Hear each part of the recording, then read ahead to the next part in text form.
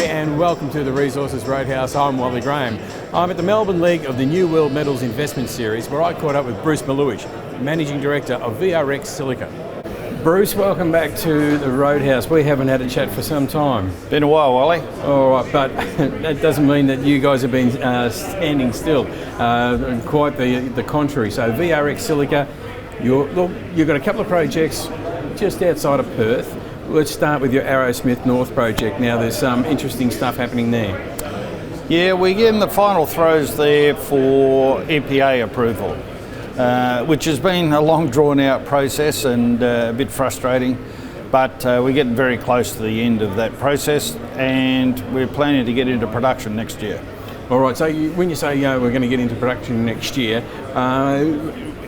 what are you producing and what is it all going to entail? Arrowsmith North is, it'll be predominantly foundry sand. Strangely enough, it's what God gives you. You don't have a lot of choice about the sand, but it's the right size and grain shape for the foundry industry. The biggest foundry industry in the world is in Korea. The fastest growing foundry industry is actually in India. But we've signed up a couple of offtake agreements with some Korean companies who are very influential in the foundry industry, and they supply casting material and actually undertake casting for Hyundai, Kia and Renault in Korea. All right, okay, so when you talk about those car companies and what the silica sands eventually become, within the auto industry, what is that sand going to eventually come?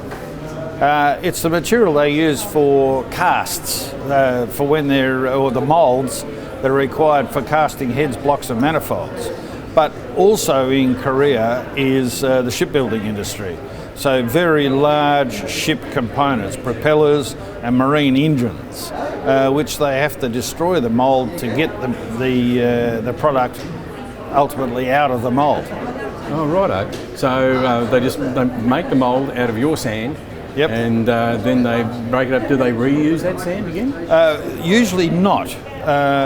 The amount of heat energy that's within the material that they're moulding destroys the sand, basically. It glazes the sand. And they can't reuse it. They reuse a little bit of it, but most of it they can't reuse. Oh. So there's a surprisingly high consumption of sand. It's in the millions of tonnes, not hundreds of millions of tonnes, but it's in the millions of tonnes in Korea, but similar sort of use in Japan as well. And that's the important thing about your Arrowsmith project is that you have an abundance of this sand. Lots of it. There's 200 million tonnes there. We're planning to produce 2 million tonnes a year, 100 years. Okay, yeah, the maths add up. That's pretty good. Oh, that sounds pretty good. Okay, Arrowsmith North, that's pretty much taken care of for us. Your Mushay project, what's happening there? It's a different proposition. By getting approvals first at Arrowsmith North, we're able to establish the requirements from the EPA. The project's a little bit out of the ordinary when it comes to the EPA process.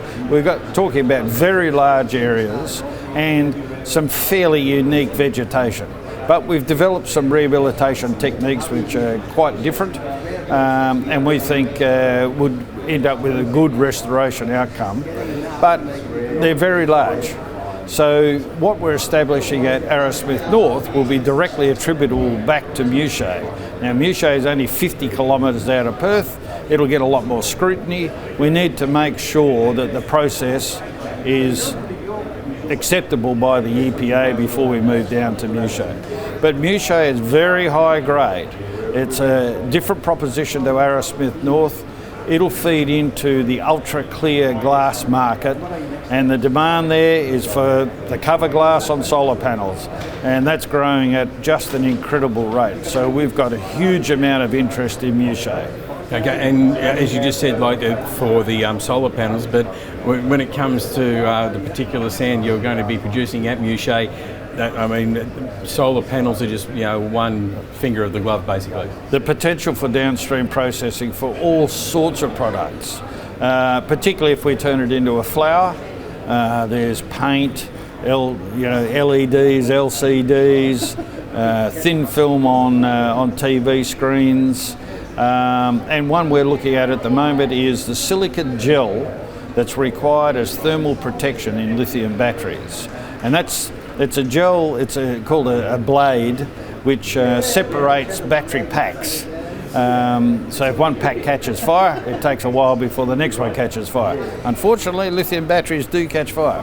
So we're talking to a couple of companies about supplying silica flour from Maluish into the silica gel market. Oh, it's one of these projects that it started with a vision, and then that vision has just sort of it's expanded. So much of the silica products we can potentially produce from Maluish go into the renewables industry. Another interesting one is the fiberglass covering on the blades for windmills. You need a very high tensile yarn to make the type of fiberglass they require. Extremely strong. We can produce that as well from Maluish. So there's lots of opportunity to have a number of downstream projects associated with the Maluish project.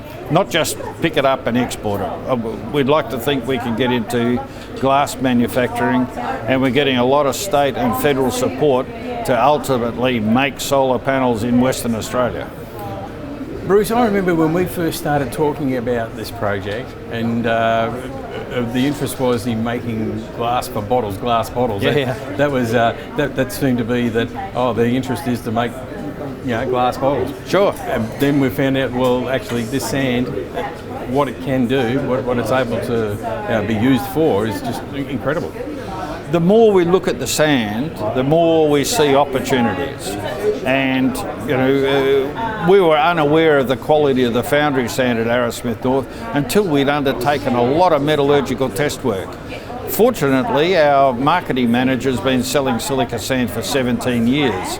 So he takes a look at the data we get from the metallurgical test work and tells us which markets we can sell into. Some of them surprised us. Oh, sorry, Bruce, I glazed over then.